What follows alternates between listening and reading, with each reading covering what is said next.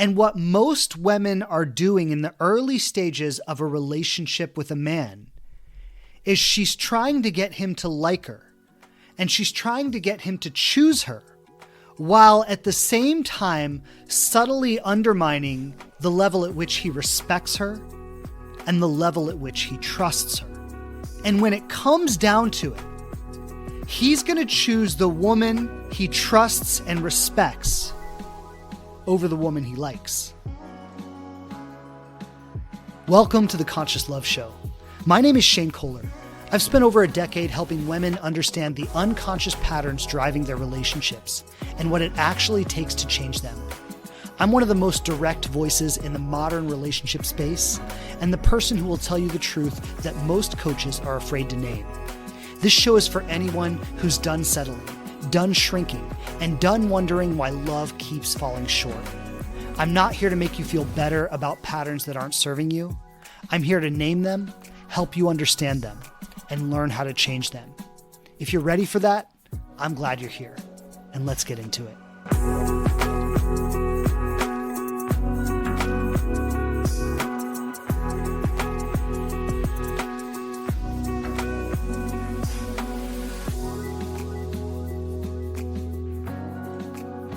All right. Hello again, everyone. Hello. Welcome back to the Conscious Love Show podcast. Shane Kohler on with you today. As always, pleasure to be back. Happy to be diving in with you. And in today's episode, we're talking about the silent test men are giving that women don't even know they're taking. And what I'm going to break down in today's episode is exactly what a man is looking for in the very early stages of a new relationship. So we're talking like the first couple of months here. This is exactly what he is looking for when he makes up his mind whether this woman is here for a good time or if she's here for a lifetime. And this is essential because the way that most women are approaching relationships with men, and I see this constantly in the work I do. I've had thousands of these conversations. I've looked into so many of these situations and looked into the intimate details behind them. And what most women are doing in the early stages of a relationship with a man is she's trying to get him to like her, and she's trying to get him to choose her, while at the same time subtly undermining the level at which he respects her and the level at which he trusts her. And when it comes down to it, he's going to choose the woman he trusts and respects over the woman he likes. And in today's episode, I'm going to explain exactly why that is. Now, the first thing I want to say is that when you as a woman enter a relationship with a man, you are being tested from the moment you start getting to know him. And I want to name that up front because some of you might resist the idea of being tested. I know women often don't like the idea that a man is testing them. But let me say this. Women test men too. In fact, everybody should be testing everybody. When you think about the partner that you're going to be committing your life to, this is one of the most important decisions you will ever make in your life. You should absolutely be testing that person. And testing that person is not cruel. It's not manipulative. It's not toxic. It is literally you using good discernment to see if this person who was really just a stranger a little while ago is the kind of person you want to spend the rest of your life with. And so I want to address that very early on and up front here. Testing is not wrong. Testing is conscious relating. Testing is not toxic. It's what somebody does when they know their value and they're not going to give it away to just anyone. If I know that I bring a lot to a relationship, if I know that me being in someone's life is a gift to that person, and this isn't arrogance, this isn't egotistical. For some people, it's just a fact. And I hope for you as the listener, it's a fact. I hope that you know, as the listener, when you bring yourself into a relationship with someone, that you are a gift to that person's life, that you add value to their life. And if you don't know that, that's a different topic, but you should try to learn that. But if you carry yourself as that person, and you know that's who you are, and you know that you are bringing a lot to a relationship, then checking to make sure the person you are bringing that to deserves to have it is a very wise thing to do. Testing is not a game. Testing is how you figure out if you're making the right choice around one of the most important choices you will ever make in your entire life. And so when a woman enters a relationship with a man, she is being tested from day one, if that man has any level of self-respect. And I'm going to say to the ladies listening, when you enter a relationship with a man, you should also be testing him. And let me just quickly, I'm going to talk a lot today about how men test women and what a man is looking for, but I want to give some examples because I think there is a version of this that could be toxic. There is a version of making someone jump through hoops. So I just want to give a few examples that a woman might relate to so you can understand how natural and important testing is.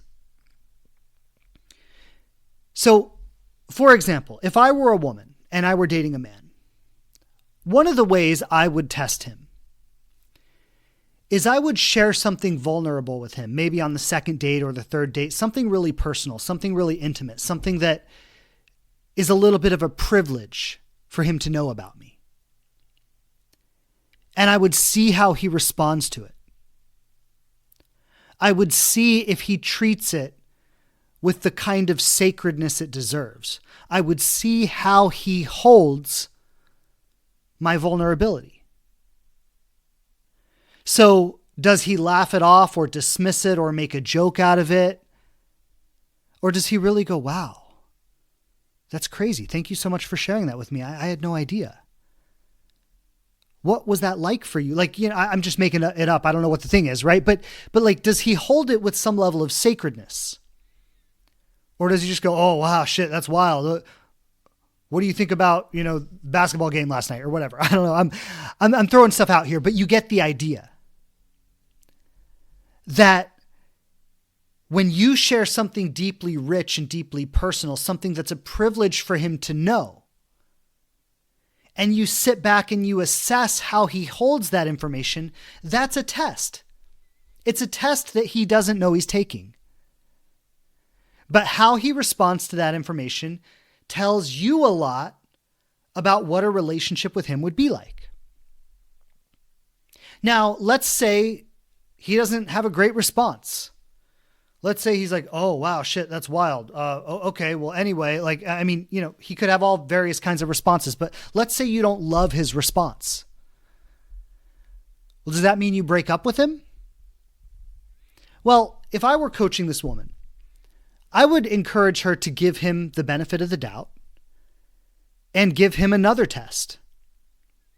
So maybe a week later or a couple days later, she might say to him, maybe on a phone call or on their next date, she might say to him, you know, I wanted to bring this up because it didn't quite sit right with me.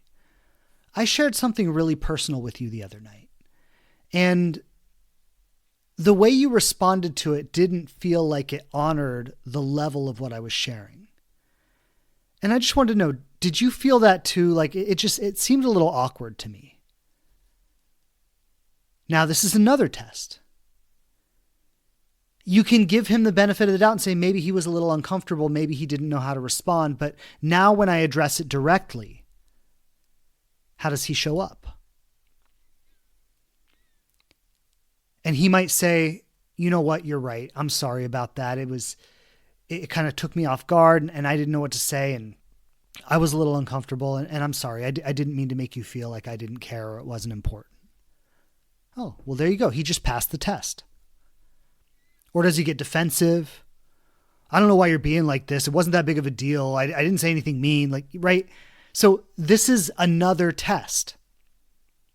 And After a few of these, you start to see what a person's character is like. You start to see if they're the kind of person that you would really want to spend the rest of your life with. And so I wanted to give those examples because I wanted to give something real and relevant for the ladies listening. Before I start talking about the ways that a man tests a woman, I wanted you to really connect to the importance of testing a partner and how you giving the kinds of tests that I just laid out right there, that's not toxic, that's not manipulative, that's literally you testing a man's character to see if he's the kind of man you would want to spend the rest of your life with. And we should all be testing someone as we consider committing our lives to them. So, what are the ways that men test women? Let's get into that.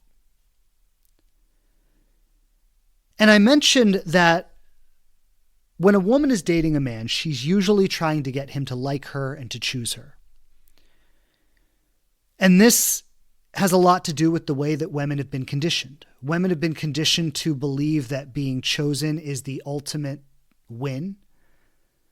And they've been conditioned to believe that the way you get chosen is by being likable, pleasant, amiable, easy to be with, not rocking the boat too much, not making anyone uncomfortable. This is the way that women are taught to get by in the world. And naturally, that translates to her relationship with men. The unconscious assumption is that if I can be likable enough, if I can be easygoing enough, if I can make being with me a completely positive experience, he's going to want to keep that experience. He's going to want to keep me in his life, and that's how I'm going to be chosen. The problem is that many of the ways that women go about being liked directly undermines him developing his respect for her and him developing his trust in her. And when it comes to a lifelong commitment, trust and respect rank way higher on a man's value system than likability.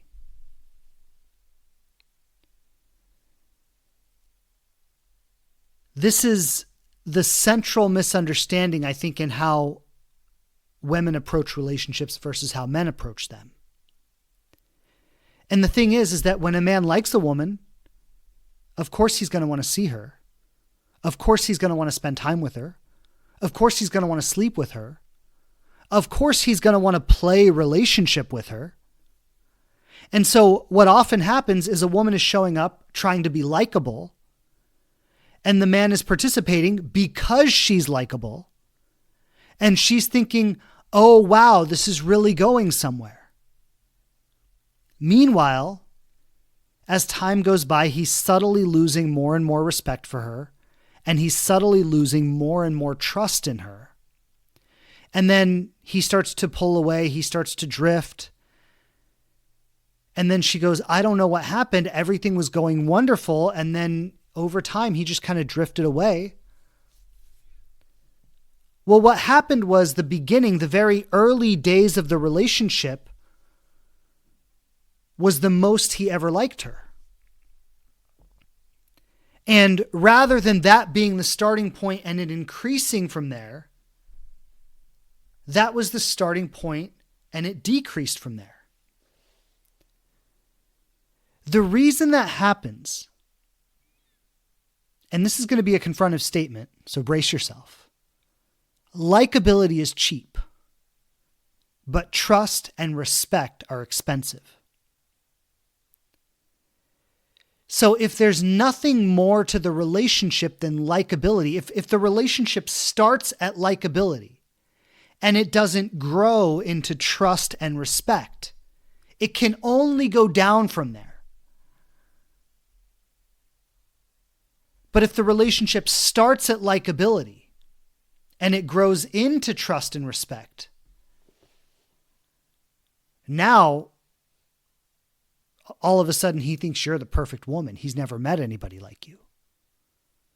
He never wants to let you go. And so when a man enters a relationship, there's one thing he's looking for.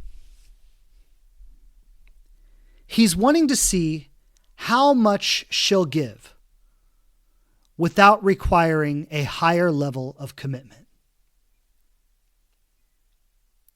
And this becomes the basis for how he categorizes her. Again, does he see her as a good time? Or does he see her as a lifetime?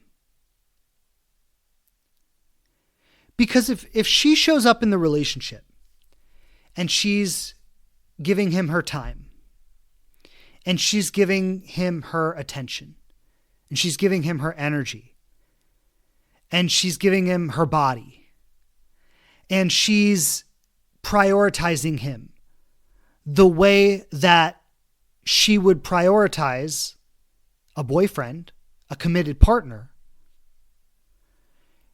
she's giving him all of her gifts, which, by the way, and I know sometimes women don't really realize how valuable this is when we're in a position where we feel like we have to earn somebody's choice or earn somebody, like try to make somebody like us. We often place ourselves in a position where we feel like what we're bringing isn't that valuable. Meanwhile, what she's actually offering him, her time, her attention, her energy, her body, these are the things that he wants more than anything in the world. And when she offers them without requiring him to take some level of responsibility for what she's offering, it devalues the gifts that she's offering.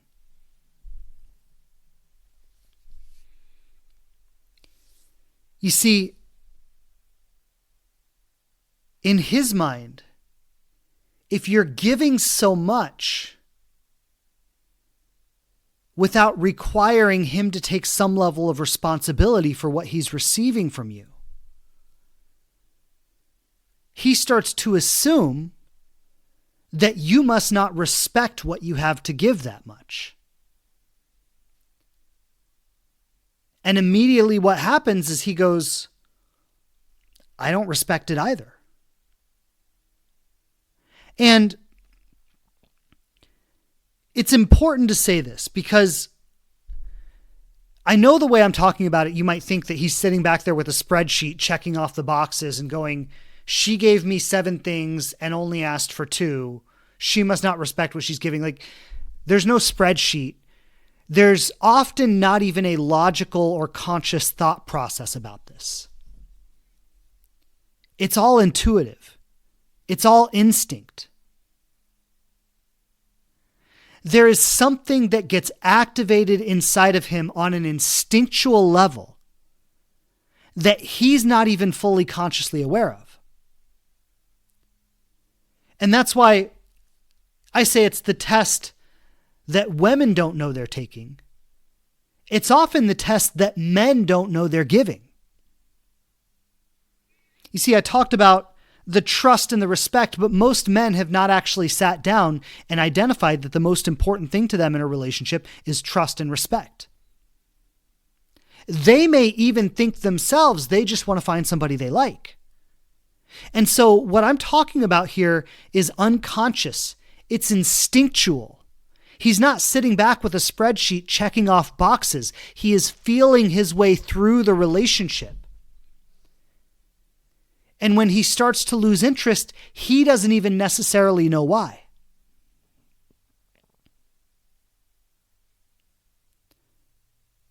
What I'm breaking down in today's episode, if you practice what I'm sharing here and you do it well, you may end up having a man completely fall head over heels in love with you, and he won't even know why. Because again, he's not sitting back checking the boxes. He's feeling his way into this. When a woman earns a man's respect, when a woman earns a man's trust, it's not something he goes, check, check. It's something he goes, oh my God, I can't stop thinking about this woman. There's just something about her. And he doesn't even know what it is. If what you're hearing today is resonating, there's a reason for that. These patterns aren't random.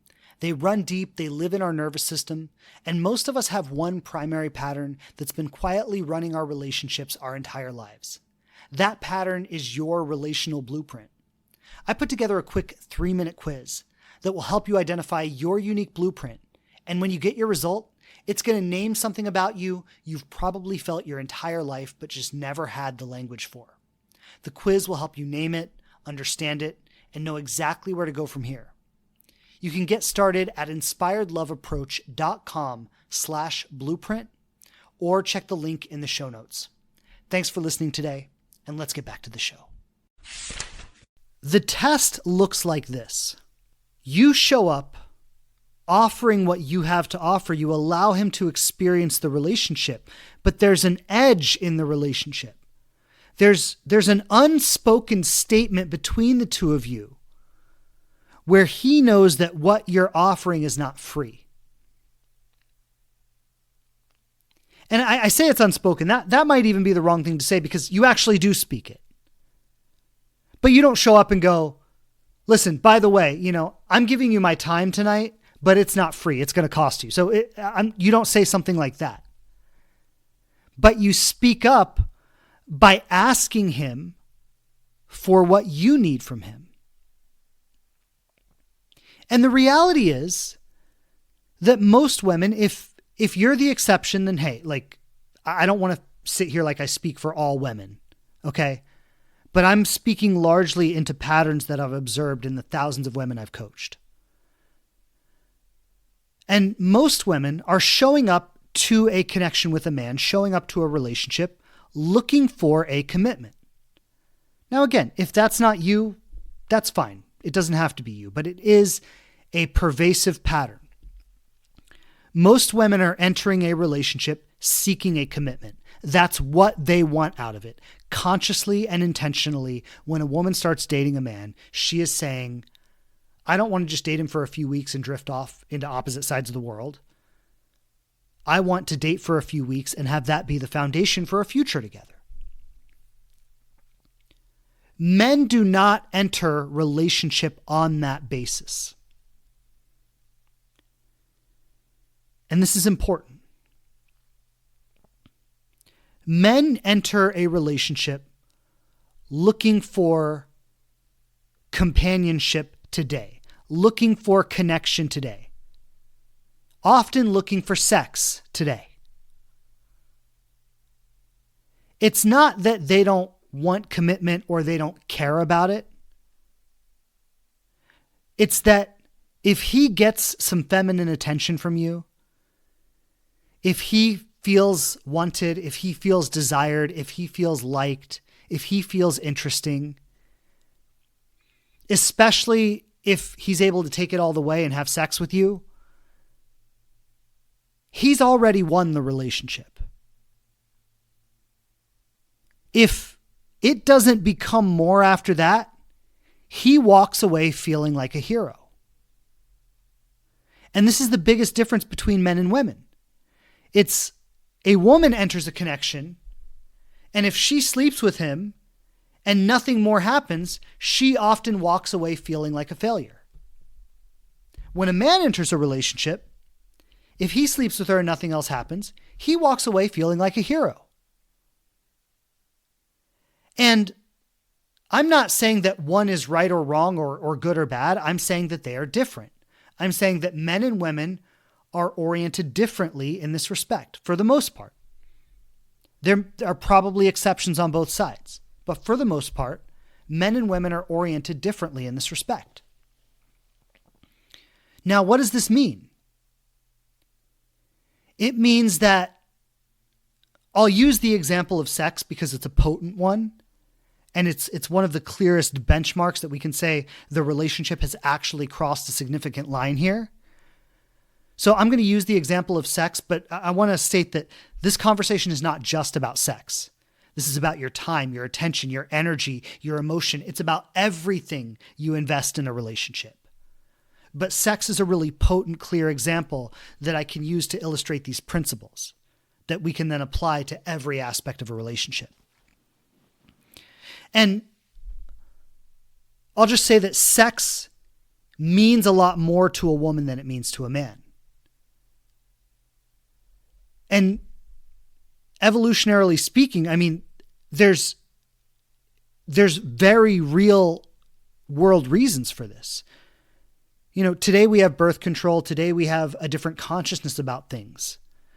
But evolutionarily speaking, if a man would have sex with a woman and he didn't stay with her after that, she could be alone with a child, which would make her and her child both vulnerable to death.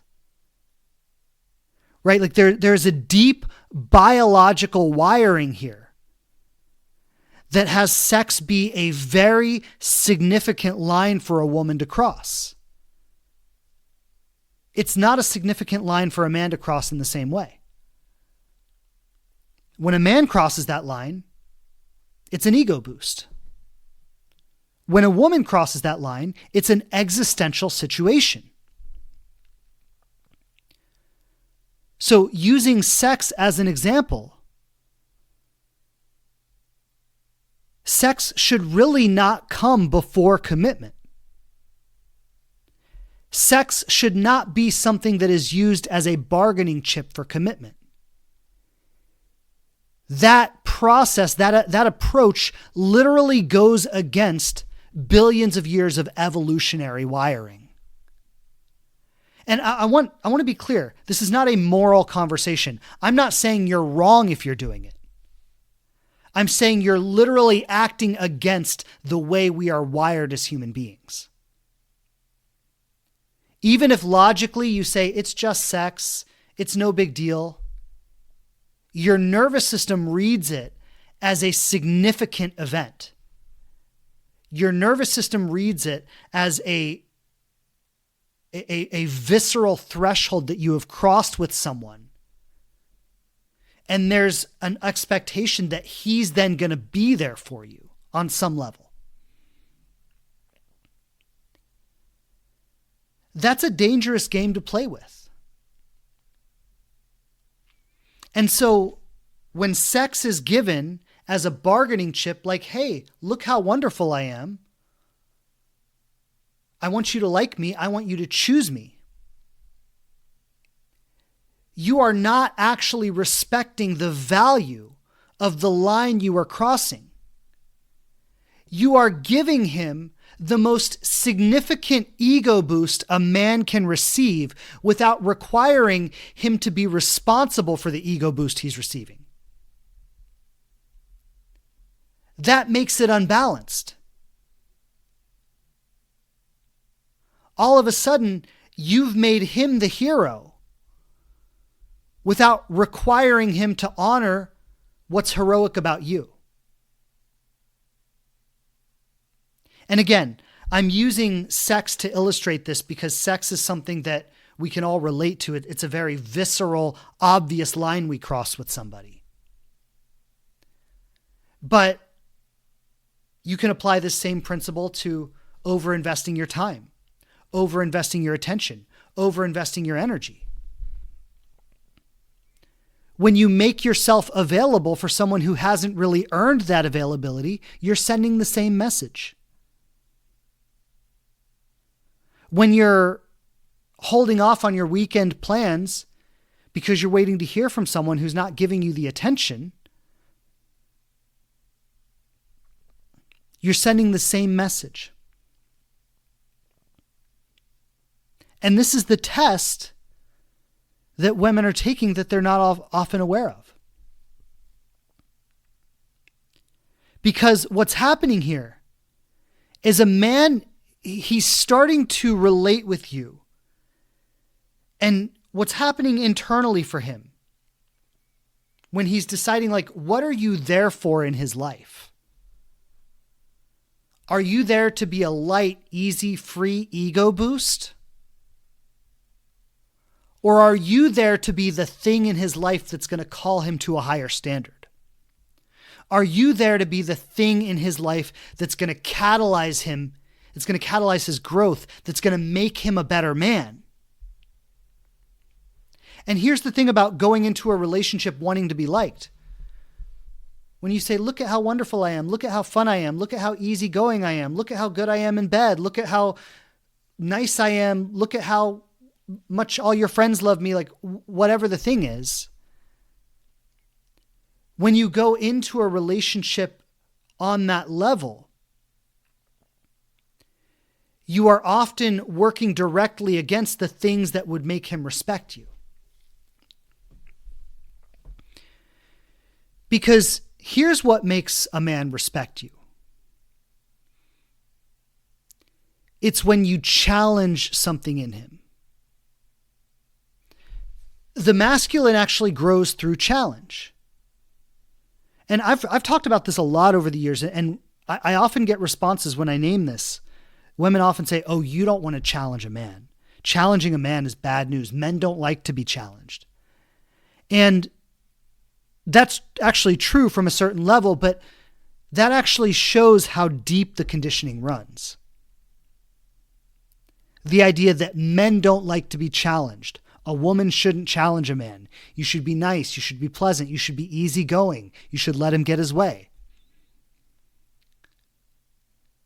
If you're easy enough, he's going to want to be around you. If you challenge him, he's not going to want to be around you. That's the conditioned narrative. And when people give me those rebuttals, it just shows how deep the conditioning is. Because, yeah, the reality is a man is sometimes not going to like being challenged. You know, when you're on a third date and there's no commitment in the relationship and you're on the living room couch and you're making out and he wants to take it all the way and you say, no, I need more from you before we go there. He's not going to like that. He's going to be frustrated physically, like he might have blue balls. Like he's not going to love that in that moment. He's not going to like that he didn't get what he wanted in that moment. But he is going to respect that it wasn't that easy to get it from you. He's going to respect the standard you have that says, no. This is a significant line for me. And if I'm going to cross that line with you, I need a certain level of responsibility from you. He's going to be like, oh shit, this is a woman who really knows what's up. This is a woman who really knows what she's worth. This is a woman who's not just going to let me have what I want on my terms. And he's not going to like that, but he is going to respect that.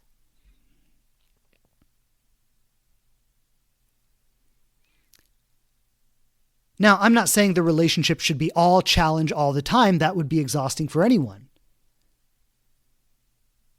But when the relationship is headed in a direction that rubs up against your line of self-respect, that is time for a challenge. And I want to address this real quick because I already hear the argument in my mind.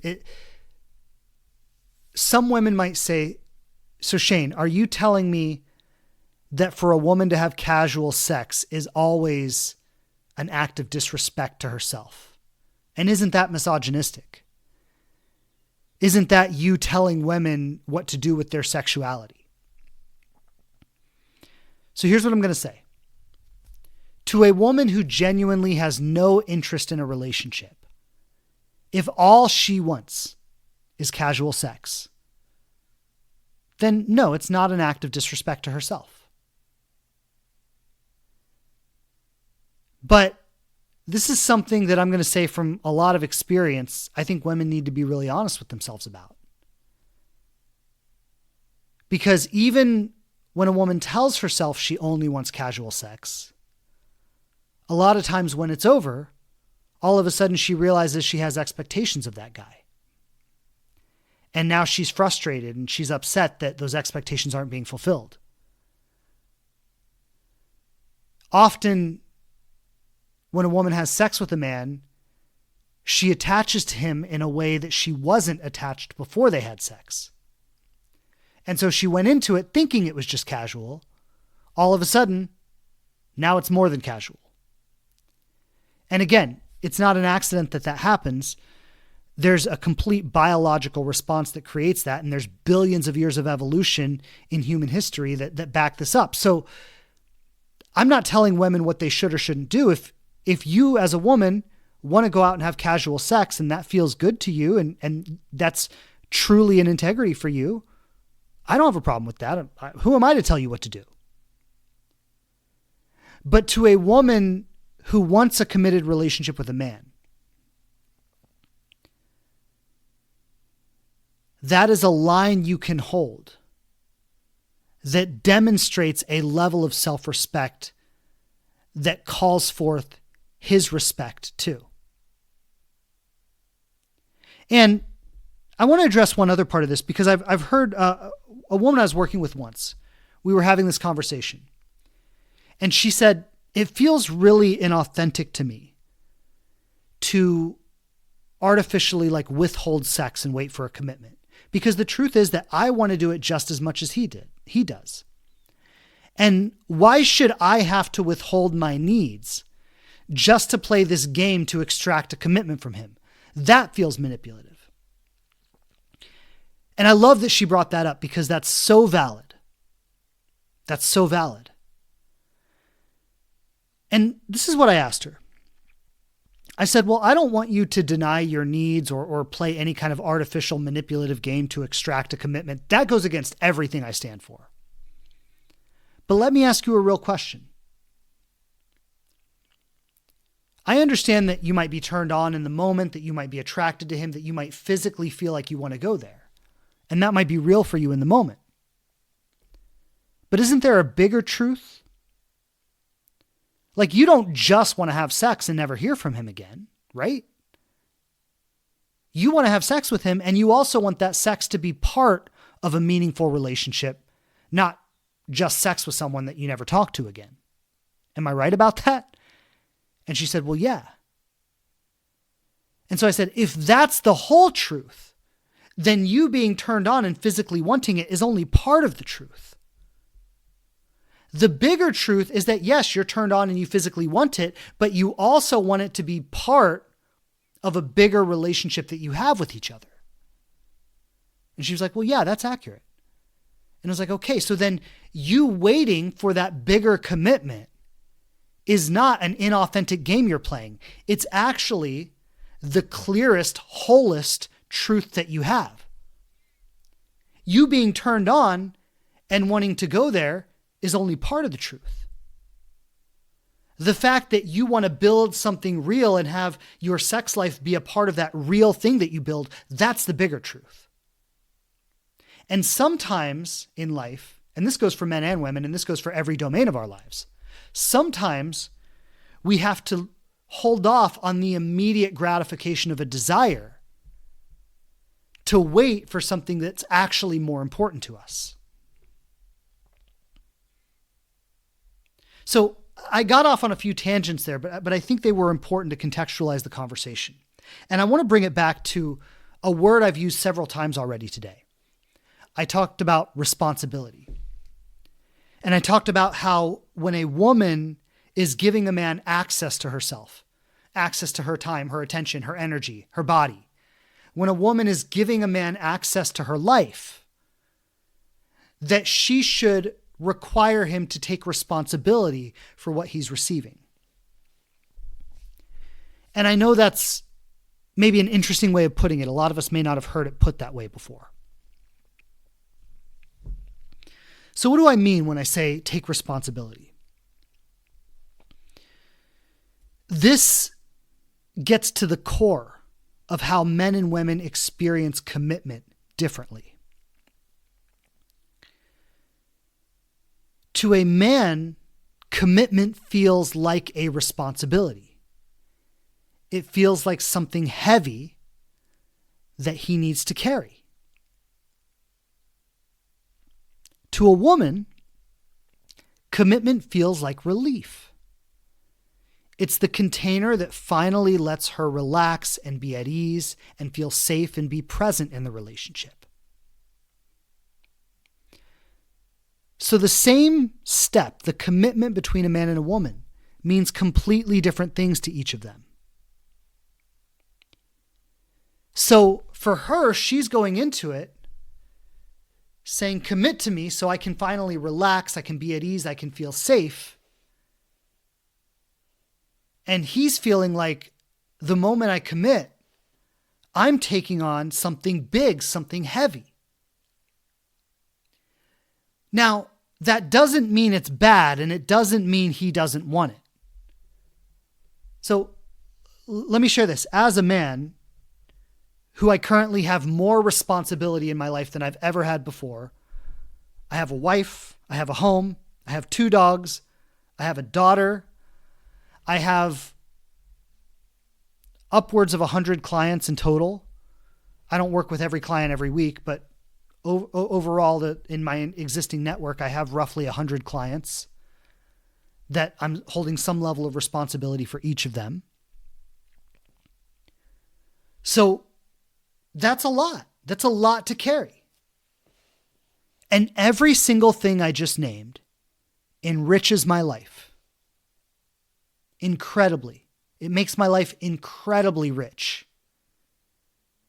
If you take away my dogs, my wife, my clients, my daughter, my home, like if you take away any of it, like my life gets significantly less rich. So responsibility is not a negative thing, but it is heavy. When I wake up in the morning, like I can't just go take mushrooms and hang out on the beach. Like I got to show up. I got to get up. I got to walk the dogs. I got to get my daughter to school. I got to sit down and record a podcast, and I've got to run a program tonight. And like from the time I wake up till the time I go to bed, I'm carrying a lot. It's heavy. And I'll share this too about the dynamic between me and my wife. And she carries a lot. She carries a lot too, in many ways more than I do. Right? Like the mental load that a woman carries is extreme. And I see what my wife goes through, and I see how much she carries, and it's heavy. Like I'm not minimizing what women carry.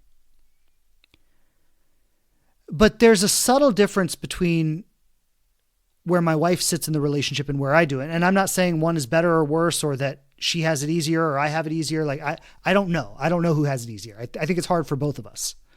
But what I'll say is that I am the thing my wife collapses into. When the tension gets to a point where she can't handle it anymore, she collapses into me. I never collapse into anyone. I am the rock that holds the whole thing together. If I need to collapse into someone, I call a therapist and I collapse over a phone call. But for the most part, I don't ever collapse into anyone. I'm the rock that holds it all together. And I'm not complaining about that. I'm just saying those are different roles. And when a man enters a relationship, that's how he's looking at it. He's looking at it like, I'm going to be the rock for this person. I'm going to be that solid thing that she leans into for the rest of her life. And as I said earlier, like being that for my wife has only made my life richer. It's not a negative thing in any sense of the word. That the most masculine thing I can do is be that rock for my wife. It makes me feel like a man. But it's heavy. And the reason I'm naming this is because I don't think a lot of women understand what they're asking a man for when they ask for commitment. Because to her, that feels like relief. And I think most women assume that it feels the same way for men, and it doesn't.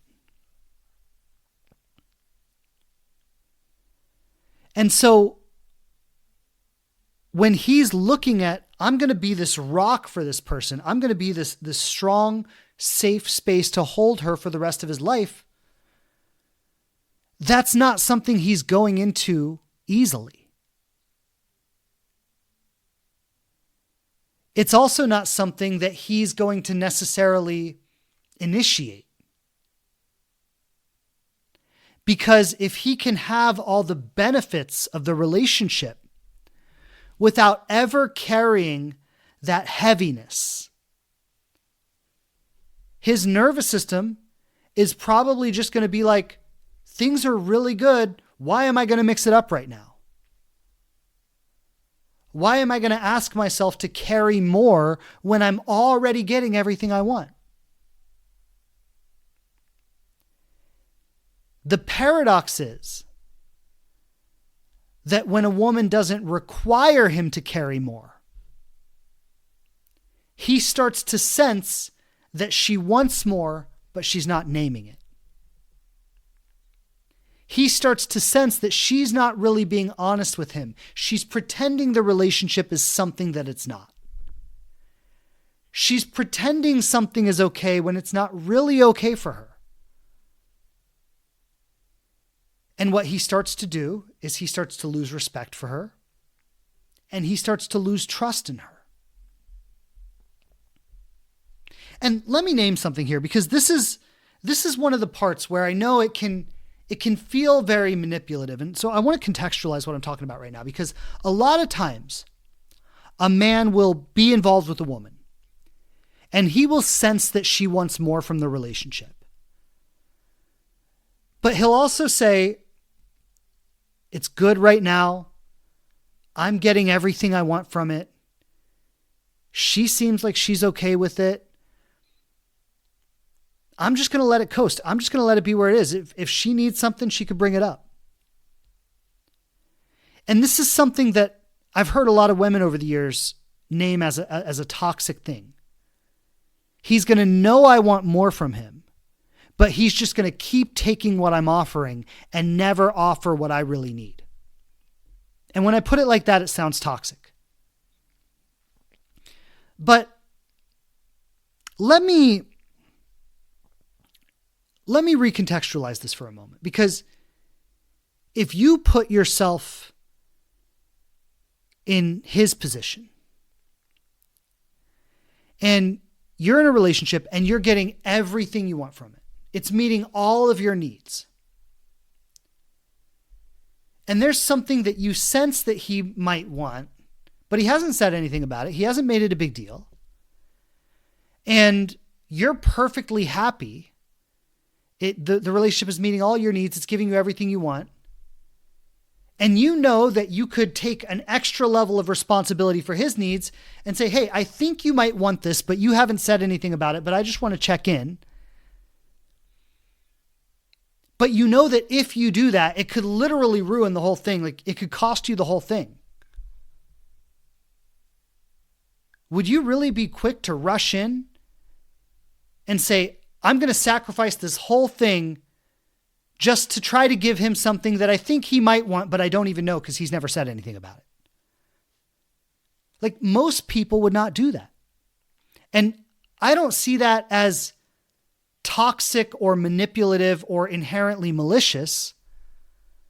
I see that as a human being doing what human beings do. They stick with what's comfortable. And actually, that's exactly what she's doing when she doesn't bring up what she really wants. And so we could say, well, he knows she wants more, and he's taking what she's offering, and he's not offering more, and he's just enjoying the benefits as long as they last. And we could say, like, well, that's him manipulating her. And in fairness, sometimes it is. But here's the other side of it that's also manipulative. She's giving him everything he wants while not being honest about what she actually wants. And she's pretending something is okay that's actually not okay with her. And she's thinking that if she gives him enough of what she wants, she'll be able to, or excuse me, if she gives him enough of what he wants, she'll be able to extract what she wants from him later. That's also manipulative. It's like a bait and switch. And so we could say that his side is manipulative, but really both sides of this are manipulative. And if we remove the moral judgment from it, what we can see is two human beings who are getting certain benefits from the connection, who also have certain fears about the connection, and they're choosing to remain in what's comfortable rather than shake things up and potentially lose the connection altogether. So there's a degree of manipulation on both sides, but I don't see it as being inherently toxic or malicious. I see it as two people being committed to their comfort rather than truth. And while that's not the most conscious approach possible, it's definitely an understandable approach. But here's the thing. I mentioned the bait and switch earlier. And this is where a woman will kill a man's trust. Because if he senses that she wants more and she's not being honest about it, if he senses that she's giving with this underhanded strategy where later she wants to extract from him, or if he senses that she's giving him so much and then resentful about what she's not getting in return, but she's never actually named what she wants in return, his response is not going to be to say, oh, she wants more from me, I should step up and give it to her. His response is going to say, I feel judged. I feel manipulated. I feel like I'm living under some level of expectation that was never communicated, that I was never told about. And his response is going to be to withdraw from the relationship rather than lean into it. You see, when a woman names, if you're going to receive these benefits, you need to take responsibility for them. If you want me in your life, if you want all the gifts that I bring to your life, you need to treat them like they're important. If you want access to my body, you need to create the container that makes me feel safe allowing that access. When she communicates these things to him, what she's offering is the opportunity to make an authentic choice. When she doesn't communicate these things, the expectation for them doesn't disappear. And so what ends up happening is he starts to feel an unspoken pressure in the relationship. He doesn't feel like he was ever given the opportunity to make the authentic choice. And so what's his read? I feel manipulated. I feel extracted from. I feel pressure. I feel like something is being imposed on me that I never asked for, that I never agreed to. I feel like she doesn't respect herself enough to require the responsibility, and she's also not honest enough to tell me what she actually wants. And these are all the forces that are culminating inside of him that ultimately lead to his withdrawal.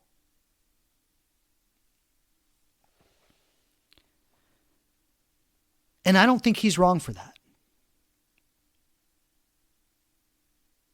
I know this can be a triggering conversation because culturally we tend to place all the blame on men. We tend to say, oh, he used her. Oh, he's avoidant. Oh, he has commitment issues. Oh, he just wanted sex. We tend to make these generalizations about what's happening for a man and why his unwillingness to commit is ultimately some flaw in him.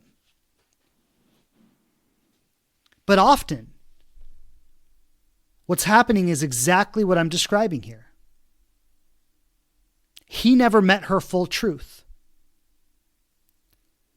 He never experienced her honesty. He never saw her self-respect. He felt pressured. He felt manipulated. He felt like something was trying to be extracted from him. And his withdrawal was simply a withdrawal from all that energy. And the truth is that women tend to think about these things more. So women tend to be the ones who will dissect this stuff and break it down. Men often don't even think about it. What often happens for a man is this relationship used to feel good. It doesn't feel good anymore. And like I said earlier, he doesn't even know why. So his withdrawal isn't some big revelation where he says, oh, I don't respect her, she's not trustworthy. It's something he feels in his body. The relationship starts to feel like resistance rather than feeling like a breath of fresh air. And that's what he recoils from. There's this assumption in the way we talk about these things that men are inherently commitment adverse. And that's a lie. Men are not commitment averse. Most men, the vast majority of men, are in a place where they're like, if I meet the right person, I would totally be down to commit. Most men are in that place. But the difference is, as I stated earlier, a man will go into a relationship saying, hey, if I get some feminine validation, if I get some attention, if she makes me feel good, if we have sex, that's good. I already won. And so the commitment is not an essential part of it for him. But if you sat down and asked most men what they truly want long-term in their life, most men want a partner, most men want a family. That's the reality for most men. So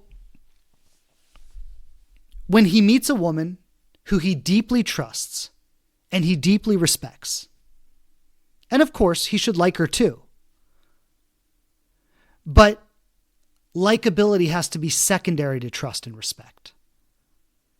That's the thing. It's like, it's not that you shouldn't be likable. I mean, everybody, we want to be with someone who's likable. But when you start sacrificing trust and respect in order to be likable, that's when it disrupts the balance.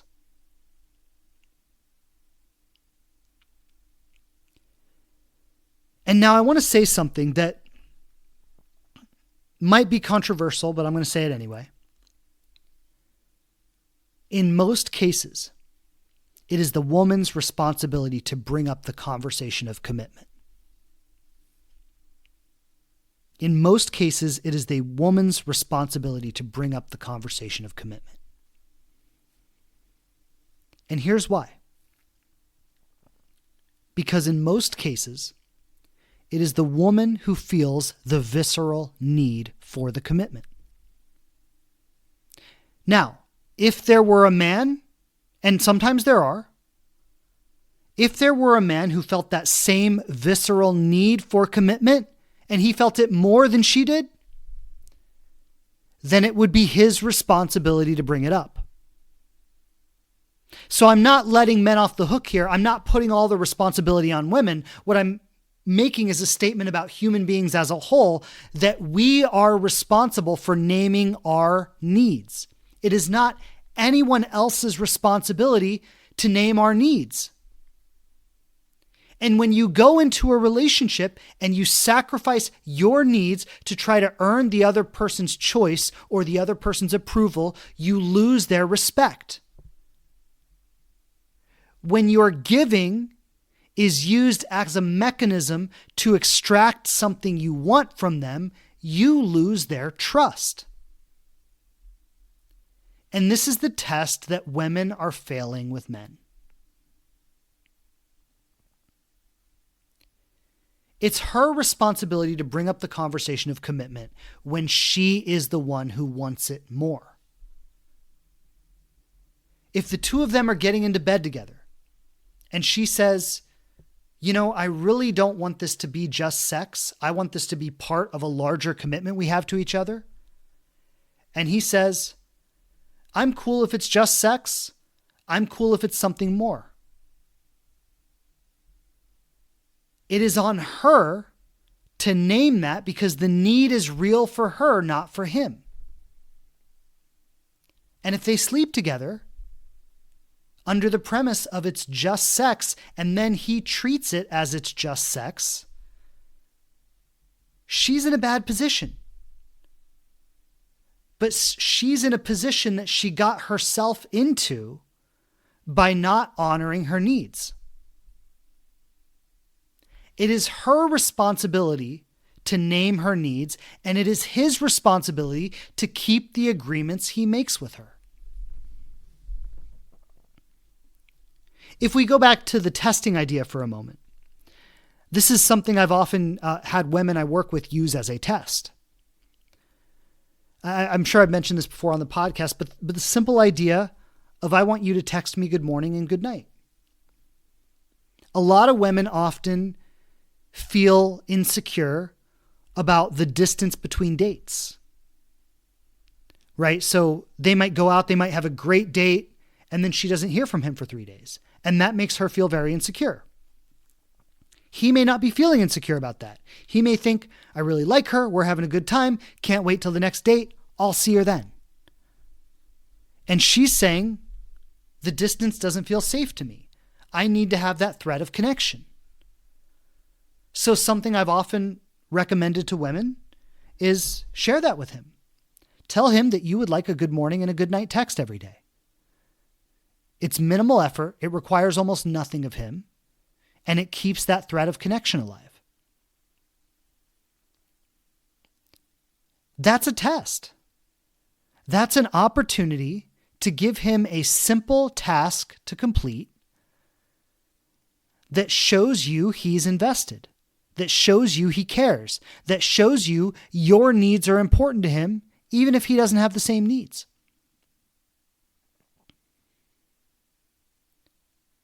And you communicating that need earns his respect because you're being honest about what you need. It earns his trust because you're being transparent. You're letting him see you. There's also the thread underneath it that says, if you can't even send me a good morning and a good night text, I don't think I want to keep investing in this relationship because that is such a minimal ask. If you can't even do that, what else are you not going to be able to do?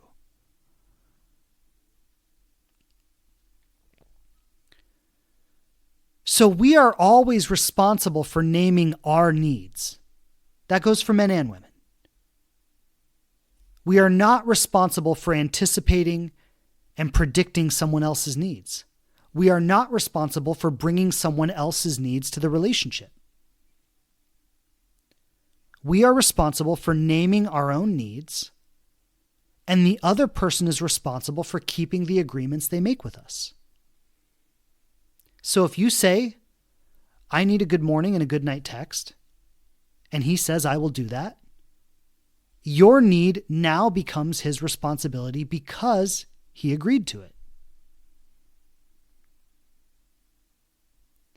10 years relationship with my wife has really been about us making and keeping agreements with each other. We talk to each other about what we need. We make agreements about it. We honor those agreements, and we're both very happy in our relationship. When we expect our partner to anticipate and take responsibility for our needs before we've even named them, what we're doing is we're asking them to be our parent, not our partner. We're putting ourselves in a parent-child relationship. Like, that's what I do with my daughter. I anticipate her needs and meet them without her having to say anything because she can't be responsible for her own needs. If I left her responsible for her own needs, she would die. So I need to know when she needs to eat. I need to know when she needs to be put to sleep. I need to know when she needs to have a diaper change. I need to know when she needs a bath. Like, I need to know these things because she can't be responsible for them. That's what a parent does for a child. That's not what a partner does for a partner. So going into a connection with the willingness to be honest about your needs, with a willingness to take responsibility for them, with an unwillingness to remain when somebody is not interested in meeting them, that's a high level of self-respect.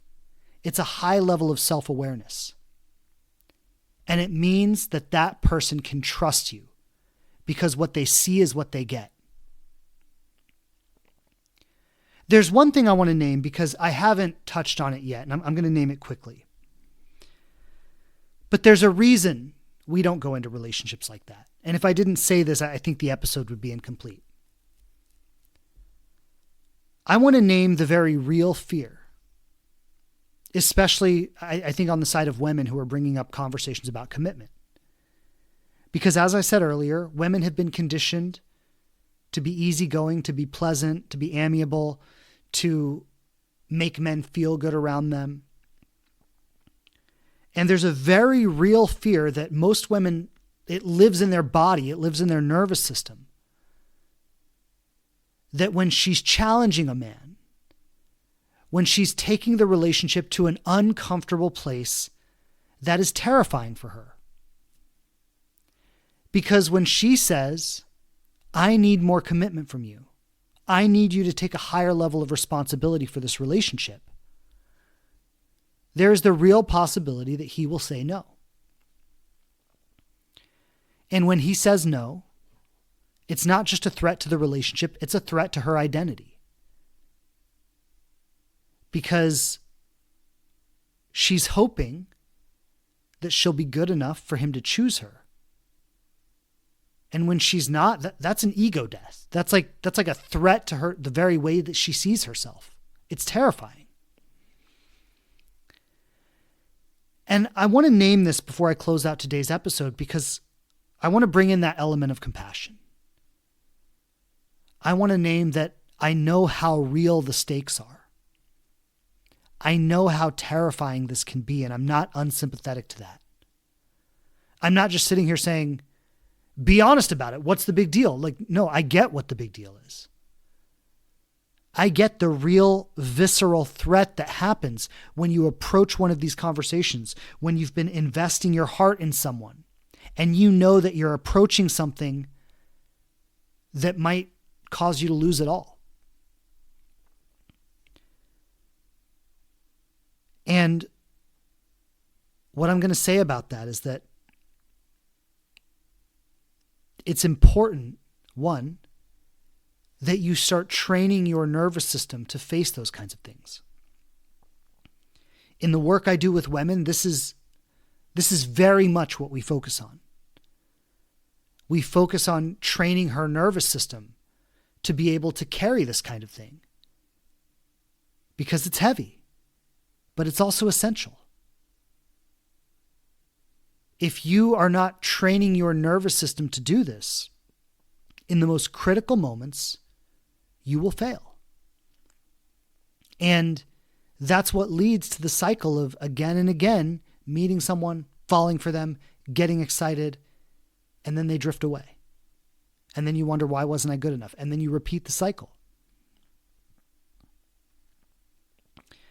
The other thing I want to say is that when you have that conversation for commitment, he's either going to say yes or no. And when he says no, there's a tendency to think that if I had been better, he would have said yes. If I had performed better, if I had shown up differently, if I had been more of this or more of that. And that's when you internalize it and it becomes another story about why you weren't good enough. But what I want to say is that when you are really showing up in your value and you're being really honest about what you want, it is never going to be you. Like you are never going to be the reason that he doesn't move forward. He's not going to move forward because of him, because of where he's at, because he's not in the place where he's ready to carry that responsibility. And if that's the truth of where he's at, it's better you find that out when you've invested less rather than after you've invested more. And so I want to name here that I'm not so much telling you ladies what you should do as I'm telling you how to protect yourselves. Because some men are never going to be ready, no matter how much you give. And if you don't do what I'm talking about in today's episode, you are going to give and give and give, and men are going to take and take and take. And you will always wonder why it wasn't good enough. At the end of the day, it's not the men who truly suffer in these situations. It's the women. The men tend to drift off in relative comfort, while the women are left with these brutal existential questions about why you weren't good enough, why he didn't want you, why you gave so much and it still wasn't enough.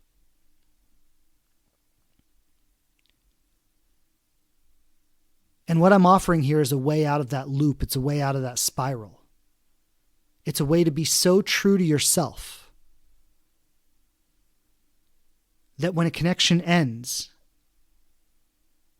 you know that it wasn't because of you. And you walk away cleanly, knowing that you honored yourself and you honored the connection as best as you possibly could. And even though there's disappointment in that, even though there's some sadness and some loss in that, it's not the same kind of existential wound. It doesn't hit the core of your worthiness. And that's what I want for all of you. I want you to feel great about who you are, regardless of what a man chooses about you. And this is the way to do that. So thank you for being with me in today's episode. I know we touched on a lot. I know some of it was confrontive. I appreciate you staying with me through that. Also, I want to name that what I'm naming today is a particular kind of relational blueprint. And I've been building out a framework for relational blueprints. And what I have is a quiz where you can take the quiz. It's a 15-question quiz. You can take it in a few minutes. And after you take the quiz, you'll find out what your blueprint is. And then I'll send you a short video where I break down that blueprint for you and kind of explain where it comes from and how it develops and what it creates in relationships. And if that's interesting to you, if you'd like to know what your relational blueprint is and how that's playing out in your life, you can go to inspiredloveapproach.com/blueprint. You can take the quiz there. After you take the quiz, you can opt in for me to send you a short video. And in that video, I'll break it all down for you. So go ahead, take the quiz. Thank you for being with me today. Lots of love and blessings, everybody. And I'll see you back here next week. Take care. Bye. Thanks again for checking out the show. Please subscribe on whatever platform you listen to podcasts on the most. And I would love it so much if you leave a review and tell people what you think of us. Don't forget to follow us on Instagram @TheLivingRelationship to connect more closely. And I'm grateful to be supporting you on your journey to love.